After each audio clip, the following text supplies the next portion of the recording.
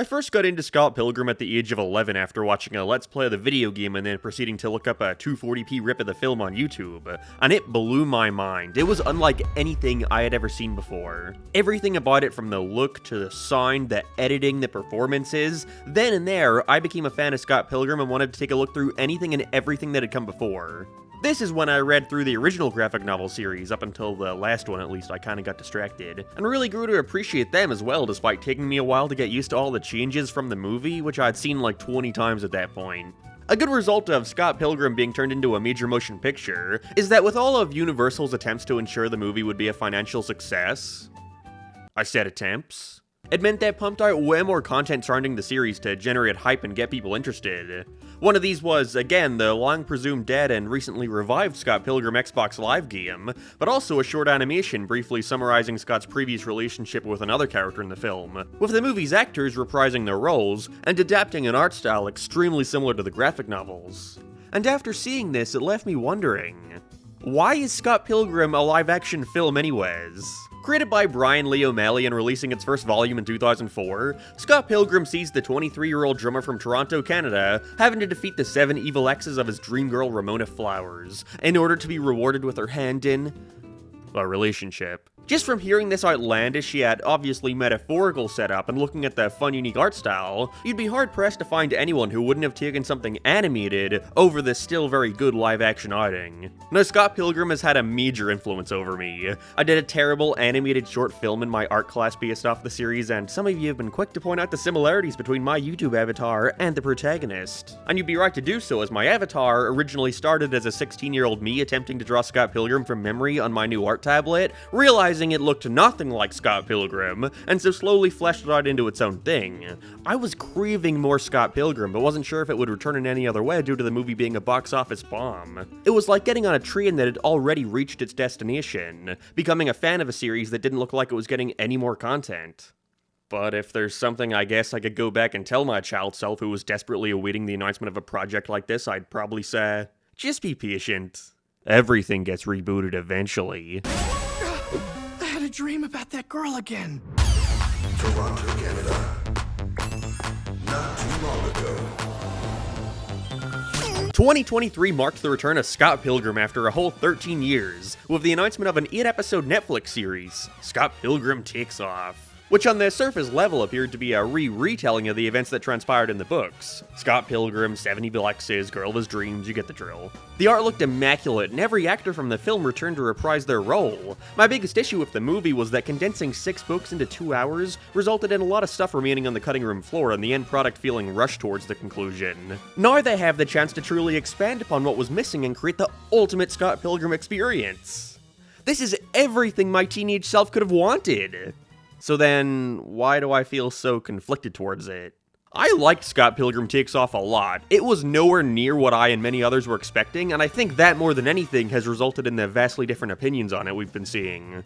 Overall, I find myself really having to think about the decisions it's gone with, consider why Brian Lee O'Malley went in the direction he did, the purpose of him drifting so far astray in comparison to every other Scott Pilgrim adaptation, to discover if that was even a decision I personally think was made for the better. And I'd like to make it clear that this is nothing more than my subjective views towards the series, and I haven't read the books in a long time, so I'm gonna try not to speak on those too directly due to that gap in my Scott Pilgrim knowledge. But what I do aim to do here is take a look at Takes Off, why it's upset so many people, and why after thinking about it for a long time, I've actually come around to appreciate a lot of the ways in which it shows us a Scott Pilgrim we've never seen before, even if we spend most of the series away from him.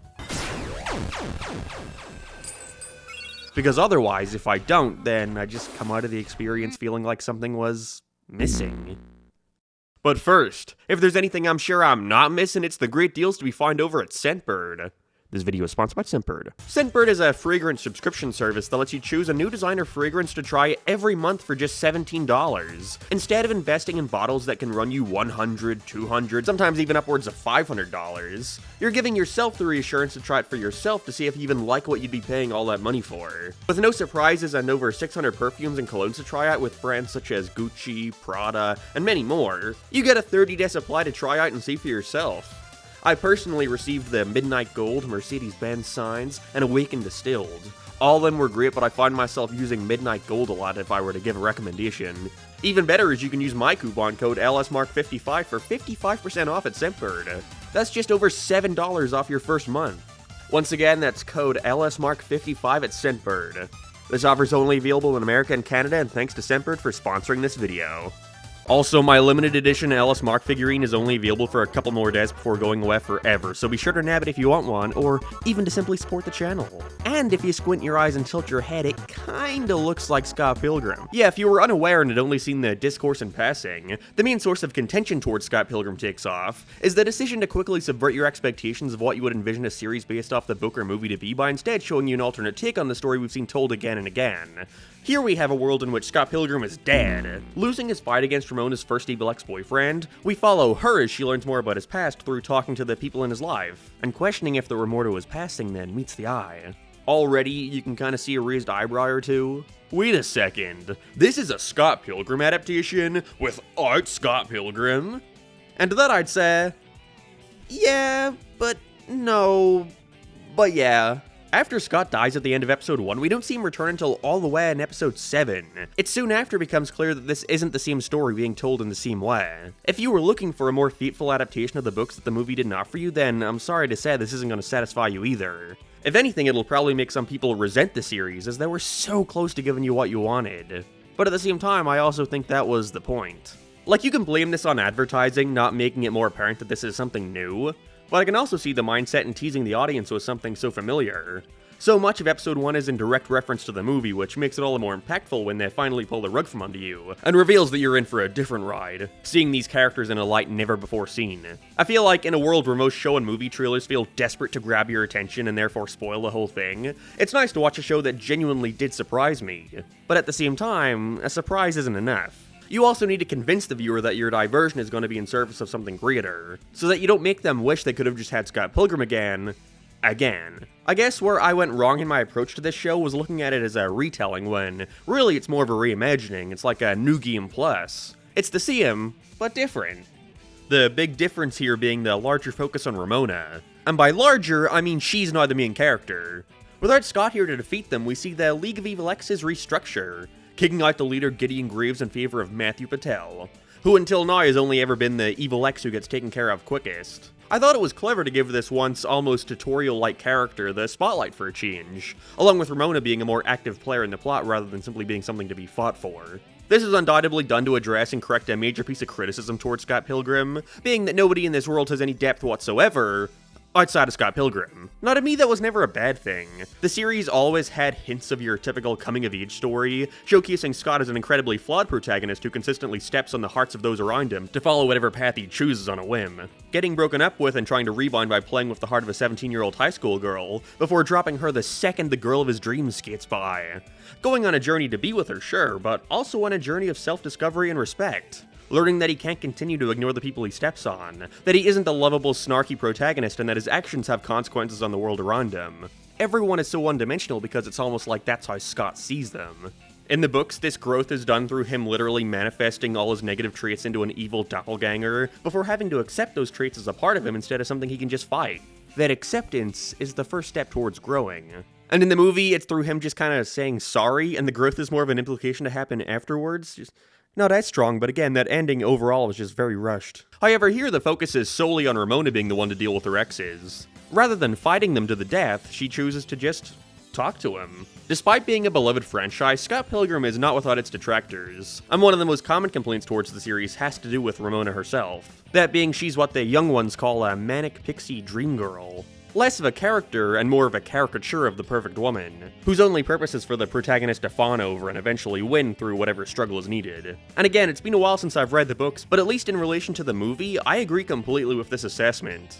Movie Ramona always comes off kinda cold. Her relationship with Scott never feels genuine. But I think when people bring this up as a point of contention towards the film, I always have to wonder, what's the point though, right? Scott Pilgrim isn't like other coming-of-age movies such as 500 Days of Summer or Almost Famous. To me, it always seemed laser-focused on dissecting Scott as a character, with everyone else merely existing to steer him towards this realization that he needs to grow up and have some respect for those around him, and himself. And so I think most of the differences between the Scott Pilgrim reimaginings can be made evident by simply asking the question, what is the intention of Ramona? In the movie, at least, I always got the impression that they were trying to show that Ramona isn't a good choice for Scott, and that they don't mesh that well together at all. That Scott is yet again looking for someone to fill a void in his life and thinking that his answer is in this woman. Now, of course, this ending kind of muddies it, as we all know he does end up with her at the end, which seems to go against everything they had been setting up, but that's not without reason. See, there exists an entirely alternate version of the movie's ending. Basically everything after Scott dies, where he comes to realize that he's been so hellbent on fighting for Ramona that he fails to see the person who he actually had a real connection with the whole time. The 17-year-old girl, still not a perfect ending, but it does recontextualize a lot of the movie, mostly making it clear that the reason everyone comes off so shallow is because, well, they are, it's on purpose. The book wasn't finished yet by the time the movie was in production, so I always took this ending more as director Edgar Wright's version of the story. It may not be the same Scott Pilgrim ending we saw in the graphic novel, but I think it works just as well, 17-year-old girl aside. It's the complete opposite of the book's ending, which as far as I'm aware just ends with Scott and Ramona taking on a fresh start together. But because it was eventually changed to fit in line with the graphic novel's conclusion of them leaving together to try again, it causes the rest of the movie to feel slightly off. They couldn't change too much with a limited time and budget, and so the whole time you're led to believe it's gonna end one way, only for it to change lanes way too late. And so Scott and Ramona's relationship leaves you feeling as if something is missing. Actual development. You have a romance movie where one guy's a lovable jackass, and the girl seems completely aloof to it all, just kinda going with it. So this ending where you're meant to believe they care about each other enough to want to go away together feels unearned. Scott Pilgrim never really seemed like a series to me that was all that prioritized on giving Ramona much focus or depth, which was an ever-growing criticism with the book and movie, with the 5th volume even going out of its way to try and make her a more relatable character the reader could connect with more. And so when given the chance to do it all over again, I guess why wouldn't Brian take this once-in-a-lifetime opportunity to do what he feels is right by the character? A do-over. We gotta remember, Brian is almost 20 years older than he was when the first Scott Pilgrim volume came out. Maybe he's got something new to say. Like I've got into, the approach for the story in Scott Pilgrim Takes Off sees Ramona be much more hands-on with her exes, going to each of them individually to see if any of them were involved in the suspected kidnapping of Scott, which winds up giving her the opportunity to reconcile with them, and even acknowledge her own wrongdoings in those situations, like leaving Roxy all alone after making her think their relationship was something more than a quick fling. I really enjoyed all this, as it gives us a much greater sense of world-building compared to the purposefully narrow setup of the film where everything revolves around Scott. Now that's still the case here, for a majority of this thing they're even making a movie about him. Descriptions of said movie having a striking resemblance to the actual Scott Pilgrim film, we'll get into it later. But it allows us to see way more of this world and the people who inhabit it, where they live, what they get up to in their everyday life. I can appreciate the much slower pacing, even if I think some of the pauses between interactions can go on for a bit too long. You know this one girl with hair like this? Ramona Flowers? Ramona. Because of Scott's absence, however, and this being the biggest shakeup on the story we've ever seen, it does leave quite a bit of the series feeling a tad aimless in my opinion. It's definitely a result of me heading in with expectations of what I was thinking the show would be, but because of that quick subversion, it left me wondering for a majority of these episodes, where's this going? There's an intentional decision here to show these characters as being deeper than initially thought, but because of the ending focusing so much on making it clear that the original Scott Pilgrim timeline where he did defeat the X's still happened in some form, it results in you feeling as if a lot of the moments and arcs that are integral to that story have been sidelined in favor of something different. Like, such a large focus of the Scott Pilgrim story is the love triangle between Scott, Ramona, and Knives. Scott dating Knives briefly before this new girl grabs his attention, yet in his pursuit of her and fear of taking accountability, he fails to break up with Knives until a good bit into his relationship with Ramona has already started, something he has to finally admit to both of them by the end. However, in the series, Knives is nothing more than a tertiary character. Once Scott disappears, they give her new purpose in finding a talent for playing instruments, but that central conflict that the story usually spends so much time focusing around is all but absent here after episode 1. This wouldn't be a big deal at all, considering this is obviously a different take on what we've already seen, but as I'm going to eventually get into, the series has a very meta ending that makes it clear the original plot of the books did happen in some form, and so with Scott's sudden return to the story, you get the feeling that they just want to move on to all this new stuff, without considering Scott hasn't been present for any of it. It's episode 1 Scott being placed back into his timeline, except most everyone has had some kind of growth, except for him. It causes them to shoot right past the plot points we've already seen in other media, which I understand not wanting to repeat, but also, we're really not going to put any focus on the fact that Scott was dating them both at the same time. Ramona finds out about this in one of the episodes, yet she doesn't really have much of a reaction to it, because that's not what this story is about. And so when Scott jumps back in, you can't really tell if they want to continue from where they left off or just keep going down this different path. We have Scott reconciling and apologizing to Knives, but in context to the series so far, I don't think they've shared a single line together. It's so reliant on you having read the books and seen the movies, but at the same time it wants you to know this isn't either of those same timelines. Like, by the end of the series, Knives suddenly adopts the outfit she wears in the movie and book, yet they fail to consider the reason why she's wearing that outfit in the first place. Both times it's to fight Ramona to win back Scott. It's this weird middle ground where they're trying to follow the events of the other media while not really including any story beats from said other media to justify it. It's hard to really go into what I like and don't like about Takes Off without talking about the final 2 episodes, so if you're worried about spoilers and somehow got this far, then see ya, bye, be sure to subscribe on the way out. We find out that Scott wasn't actually kidnapped by one of the evil exes. Instead, the person to kidnap him was Scott. From the future. This Scott comes from a timeline where he did defeat all of Ramona's evil exes, events playing out extremely similarly to those of the book and movie, although some stuff is left out, like anything to do with Nega Scott. This is the same universe where Scott fought for his lady, but things didn't end well. After eventually getting married and subsequently running into a rough patch, Scott refused to even speak to Ramona for 10 years. Realizing that if he goes back in time and forces past Scott to never fight for her, then it'll save him from all this heartbreak later. Then, upon Scott returning to his time period and still continuing to seek Ramona, his future self once again transports him, along with everyone involved in this story, to this empty landscape, revealing that he had spent the last 10 years training to just straight up kill him. Wow. Talk about a shift in direction. There's a lot I genuinely love about this new approach, but also certain decisions that I wasn't as big a fan of and was more so confused about what they were trying to say about these characters. So let's start with the good and work our way to the bad, but really not bad, more just like choices I felt like discussing. First, the good. This whole ending where Scott is actually the bad guy comes out of nowhere, and I'm sure to some it seems like a major slap in the face to the character, but I actually really like it. Scott Pilgrim has become one of the major you're missing the point by idolizing them characters, and so I can see the mindset in wanting to showcase the world outside of his perspective, and make it obvious that Scott literally just beating Ramona's exes to death isn't enough to make their relationship work. That just because he won her doesn't suddenly mean he gains the emotional maturity to handle something long time, especially if this version of the character never had his own Nega Scott moment where he accepts those negative traits as being part of him so he can start to improve upon them. And so to show that Scott has the possibility of becoming Ramona's most evil ex-boyfriend of all is a fun idea to explore. Michael Cera is just so darn likable in the movie, so much so that a lot of people don't even realize that you're not supposed to think he's the good guy. So it's like tricking the people who misunderstand his character into seeing him be called out on a larger scale. But again, it's something you're only gonna get if you've seen the other Scott Pilgrim material, because this show spends such little time on him that you don't even really get to see much of him being an asshole other than with Knives, I guess. I don't know, maybe they could have done some more flashbacks to get that point across, having the people in town all giving their stories that give off this impression to Ramona that Scott wasn't this lovable, quirky guy he presents himself as. This entire show is one big reflection on the Scott Pilgrim franchise from Brian Lee O'Malley's point of view, to take a look back at how the other adaptations have handled it and to offer a new mindset towards the events that transpired, something less black and white. It feels like an acknowledgement to not only further growth for Scott, but growth for Brian as an author too, to show how not much separates Scott from the exes and to show how they all need to grow, to almost prove to you that Scott and Ramona's relationship isn't just some manic pixie dream girl situation, that it's something real and something both of them need to continue fighting for. Yet saying all that, there were a few things that stuck out to me that I wasn't necessarily the biggest fan of, and stuff that muddies the overall picture and results in me, while appreciating the more nuanced approach they've taken, still thinking that at the end of the day, the movie's better. One big comparison between the two that I couldn't shake was that the movie, surprisingly, felt like it had way more heart. They had to cram so much into a 2-hour runtime that it's constantly sprinting at a breakneck speed, and because of that, they end up putting so much character into every scene while still finding ways to insert and show off everyone's personalities in as little time as possible. Which adds to why a lot of them feel so one note, but also makes the movie so much more fun in my opinion. On top of that, the absence of Scott made me a little disappointed, as it meant we'd be missing a lot of the more heartfelt, sweeter moments that showed you more of his dynamics with everyone, each having a small but satisfying setup and payoff, like with Kim. I can barely remember. It was high school. She had freckles. That's it? Yeah. Not that I care. You should go talk to her before she's gone.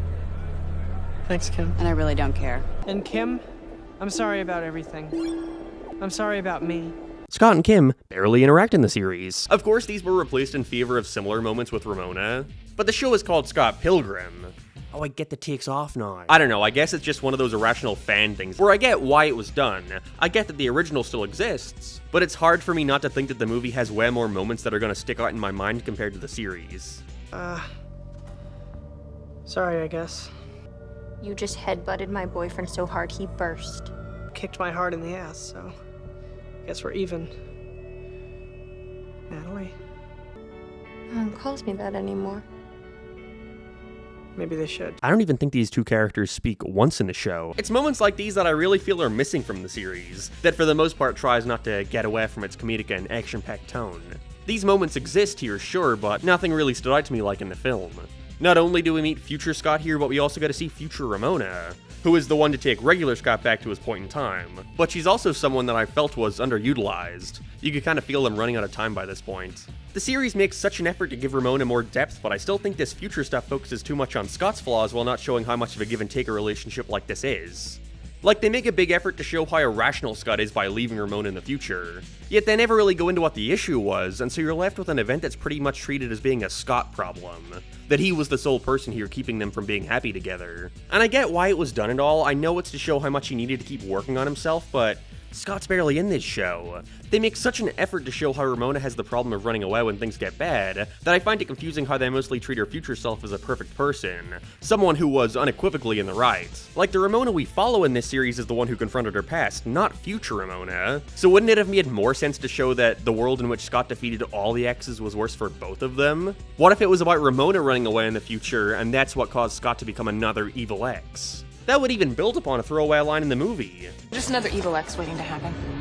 I don't know, you might disagree with that, and perhaps I was missing something. If you want to provide your own take in the comments, go right ahead. This was just based off a first-time viewing. I guess I mainly find it weird because it allows Scott to skip right past all the development we see him go through in the movie and book. Again, he's been plopped into a world where everyone else has had some kind of growth.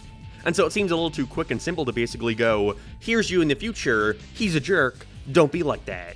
I was also going to continue a big thing here about how I don't like the idea of this literally being movie or book Scott, because again, it kind of ignores the growth he did go through in those, but Brian Lee O'Malley went out of his way recently to specify they are not the same Scott, which kind of makes this issue something not even worth talking about. I can see why that would have really upset some people. I always hated it when sequels just tried to ignore certain developments from the original. Like in Ted, for example, the entire thing is about Mark Wahlberg trying to fix his relationship with Mila Kunis and ends with him getting married happily ever after.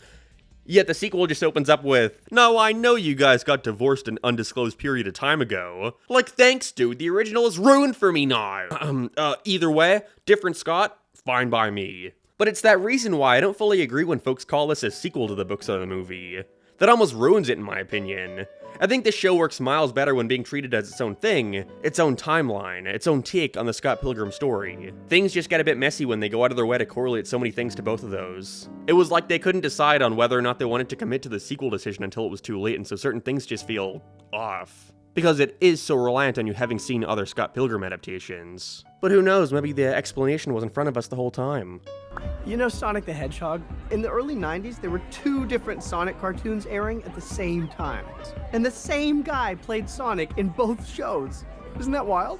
That's what this show is. The same general plot, the same actors, but at the same time, it's a different thing altogether, and it's gotta be viewed that way. The show rides a very fine line that, when tilted either way, can change my perception on the whole thing. If I look at it as a continuation of the book or the movie, I'm disappointed that they choose to ignore all the growth Scott went through in them, in favor of leaning more into what the general perception of the character is on the internet. But if I look at it as its own thing, then I can't help but shake that so much of what I enjoy about Scott Pilgrim is absent here, leaving us with a Scott and Ramona relationship that, albeit intentionally, feels more underdeveloped than ever. Ending with what is now going to be the start of the relationship. And so at the end of the day, I guess I'm fine just being stuck here in some kind of middle ground. After sitting on it, I think I would have rather had this over yet another retelling of the same story. In a lot of ways, Scott Pilgrim Takes Off was kind of refreshing in an age where word-for-word, shot-for-shot remakes have become the norm.